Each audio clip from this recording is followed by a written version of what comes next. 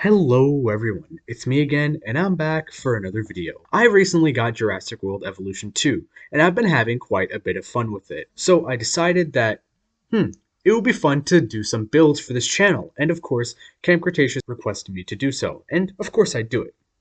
So, in this episode, we are building Biodomes, based off of the biomes in Camp Cretaceous Season 4, but a little less advanced, you could say. I'll elaborate more on the speed build voiceover itself, but without that, I do hope you enjoy the build, and do keep in mind I am using mods, so you can't really recreate this if you're on console or anything like that. Anyways, let's get right into the video. That's new.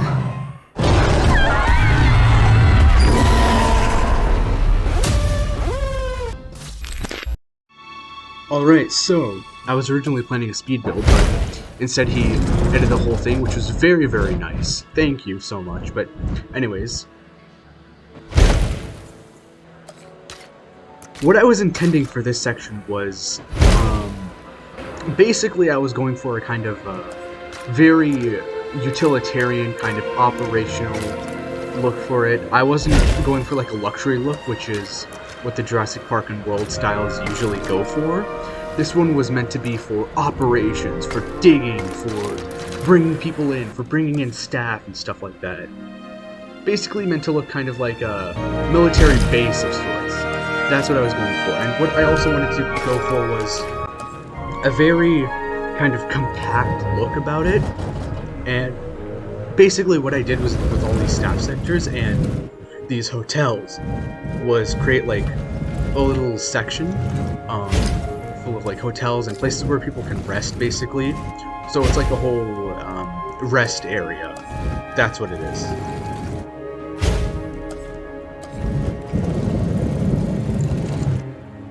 Yeah, as you can see, I used big hotels and stuff like that.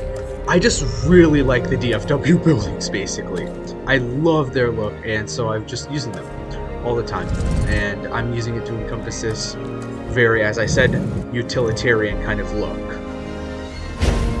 And I also used emergency shelters and stuff like that to kind of create basically a whole. I mixed the emergency shelter into the buildings to kind of make it feel a lot more compact, and I just really liked it. It gave me kind of a Star Wars Episode 7 feel, if you know what I'm talking about. You know, with the resistance base and stuff like that. And this I'm not too proud of, but I connected the hotel areas very sporadically. I didn't try to make nice path art or make it symmetrical. I just tried to make it kind of sporadic. Well, it was sporadic. But yeah, it's like that. But still, I'm overall pretty happy with the results. And here I'm putting in stuff for the helicopters because I'm gonna have to need it later. And this is a part I'm not a huge fan of when it comes to the sandbox mode. I just wish, instead of us having to fully train the staff, they just gave us a bunch of... They just gave us like one staff with fully maxed out stats, gave us instant incubation, and made everything only cost, make everything only cost 1 point. Then sandbox would be practically fixed. There you go. Nothing else needed to be done. I still like using the staff centers, but only for aesthetics. And I wanted to place a fence around it, as you can see here, to make it feel kind of secret, protected, like it's supposed to be hidden away from the parks. It's supposed to be hidden away from the parks, from the Biodomes view. Basically make it feel a lot more secretive.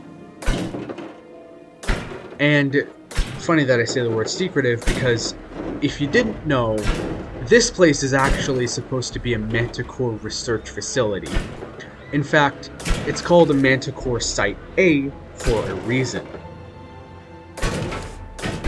Basically, these research facilities were an attempt at basically trying what they did on Manticore Island in Camp Cretaceous Season 4, but they didn't exactly have the funds for it, so they did them all in specific locations with different biomes.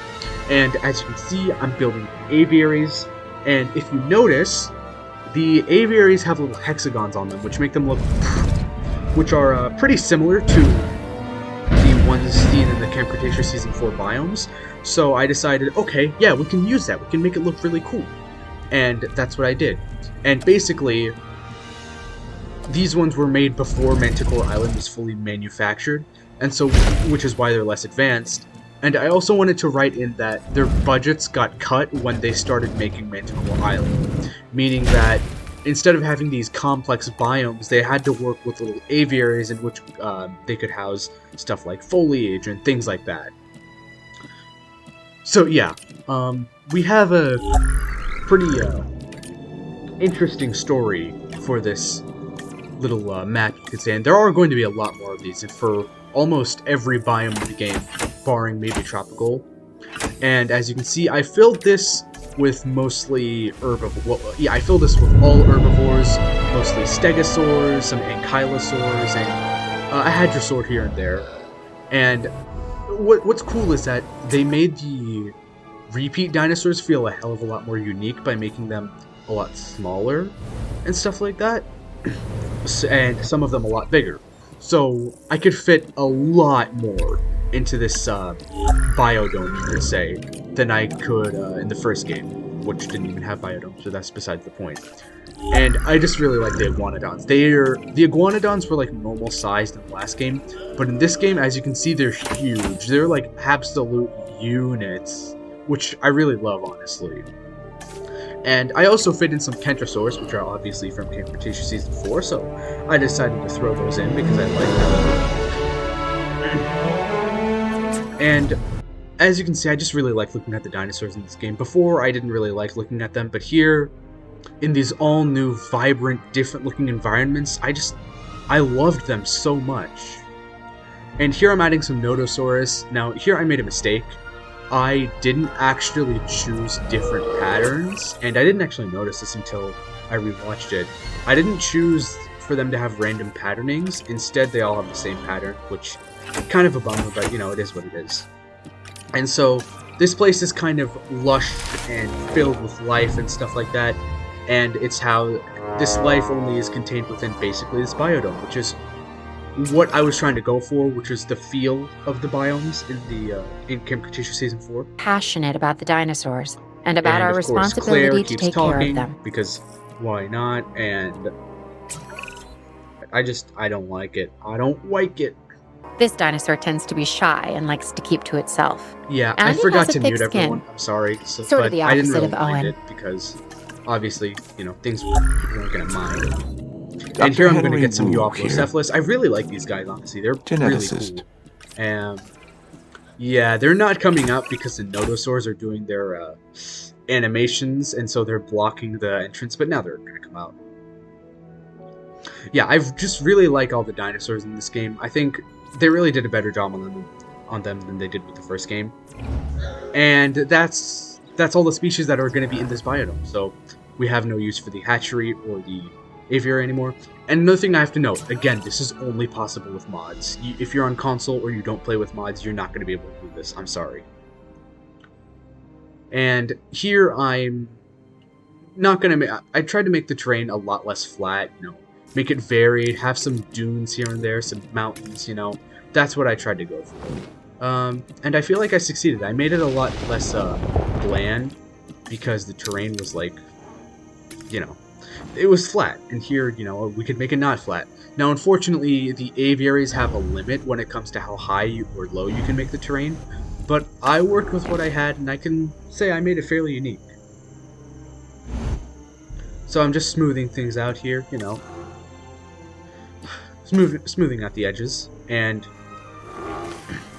here I'm adding water because, well, I have sandbox settings turned on, so they don't need water or food, but I still feel like water would just be, you know, complete. And of course, the foliage, I added a lot of foliage around the water because, you know, it needs water to survive. So I thought I'd make most of the foliage around the watering areas so it would feel a little more realistic, a little more lush. But yeah, I feel like using the we would need individually placeable foliage, but anyways, using the plants, you can see they're not, like, they don't go outside of the biodome, which is the look I was going for. They are exclusive to this dome. which was made so that it could be habitable here.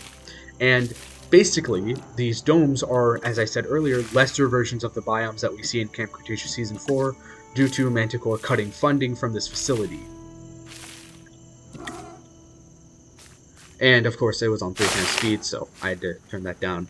And I believe, no, I'm not going to use the ginkgos here, but I'm just like putting foliage, and this fibrous ground cover is really good for like watering holes and stuff like that, because it looks like reeds and things you would find in like swamps, which I really do like.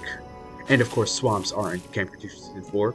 And here I'm using the calamites or calamites. I don't know how you pronounce it. I think it's calamites, but they're just the calamites are very kind of minty looking. I like their look, but I don't use them too often in the desert biome. They just look a little out of place, and I used a few temp skias here and there. And I believe now is where I go use the ginkgos. As you can tell, I really like the ginkgos. The ginkgos are so good. Basically, yeah, that's what the ginkgos are. They're like trees and stuff like that. But they really helped in making this place feel a lot more alive and lush, which is the look I was going for, as I said before. Again, the ginkgos are really good. At least in the desert, they're a must-have. I don't know if they work so well in the other biomes, but yeah, they're really good. And I added some banners here and there just to spruce things up, make things feel nice. And if you notice, the banners are actually meant for the pteranodons, which is why they're placeable inside the aviaries, because the pterosaurs can actually land on them. Which means that the owners of this Manticore Site A are planning to have flying animals later on, which is pretty cool. And of course, no, this is not the last speed build. I will be doing more. I might even throw a little Egyptian dinosaur. As you can see here, I'm adding, water. As you can see here, I'm adding rocks and stuff like that, which I really like. I just love the rocks in this game. I love how you can turn them on multiple angles. They just look really good. And rocks can make an exhibit go from boring to looking really good. As I said, rocks really do the charm. They make things look quite nice. They make it look a lot more unique, a lot more varied.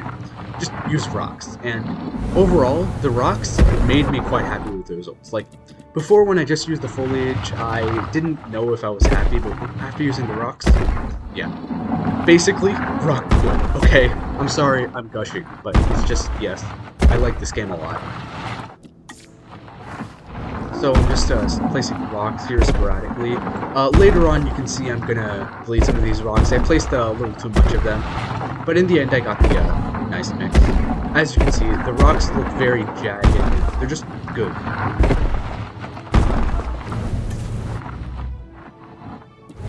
And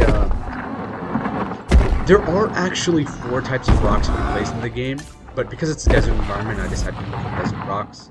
So yeah, that's one of the temperate rocks. There are 5 biomes in this game, technically, basically 4, because the alpine is just a taiga level with more elevation differences. But yeah, I believe that's actually, well, here you can see I'm moving around and deleting some rocks. So yeah, but the exhibit is basically complete. In the final product, you'll see what it's like. And as you can see, the animals are moving around, they're having fun, they're enjoying their life in here, and it encapsulated the look I wanted to go for. It did it really well, which I'm happy with. And the thing is, they might be screaming, but you can't actually hear the sound because of how the aviaries work in the game.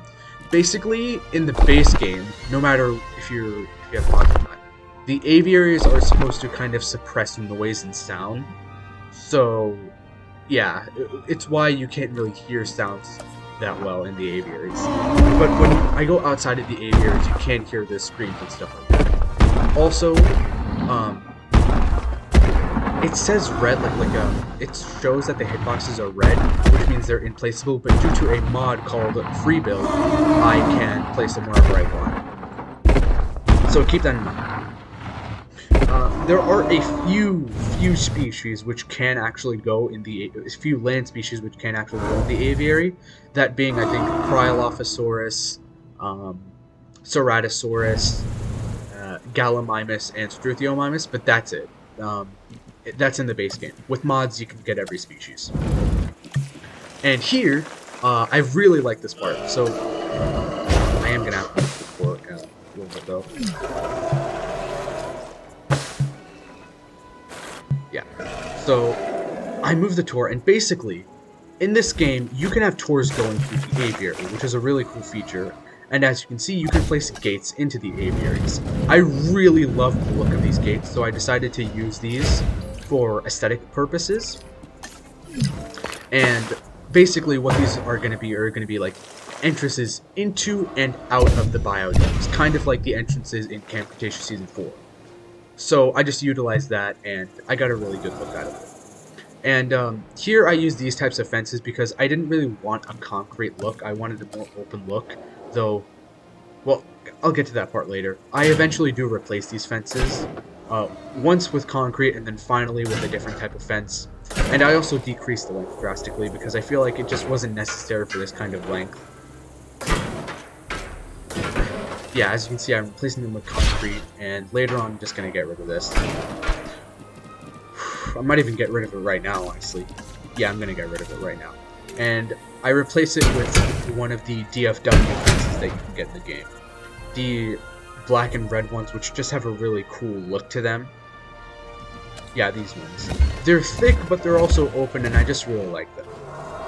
And there, I line them up, place them together, grab a gate, and there we go. That's the build done. And what I'm going for here is I'm going to add like another section this size, connecting to another biodome, or biodomes are placed sporadically. But yeah, that's basically it for the speed build. So thank you for watching the speed build, and yeah, just check out these final shots, please, and thank you.